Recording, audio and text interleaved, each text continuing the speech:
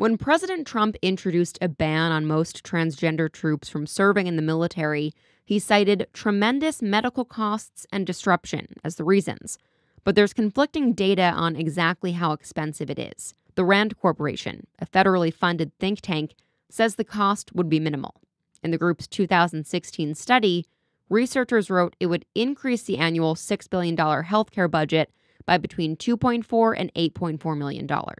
The group also suggested that the medical treatments would limit between 25 and 130 active duty soldiers from deployment. By contrast, there's 50,000 active duty troops in the Army that can't deploy for other reasons. But a Pentagon study that came out 2 years later suggested otherwise. That analysis, carried out under the direction of then Secretary of Defense Jim Mattis, argued transition-related treatment is proving to be disproportionately costly on a per capita basis, especially in light of the absence of solid scientific support for the efficacy of such treatment. It was that research that ultimately influenced President Trump's decision.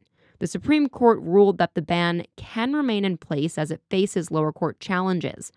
Cost alone is not the only reason the Trump administration pushed for the policy, but the argument over it will be a central focus as it works its way through the courts. Though there are a lot of questions about what could happen to transgender troops currently in the military, some experts say discharging them would be even more expensive than keeping them on.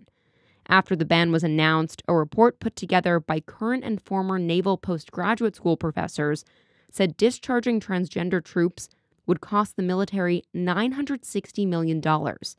Aaron Belkin, one of the report's co-authors, wrote, "American taxpayers should ask the president, who is proud of his business savvy, why he's spending $1 to buy a dime."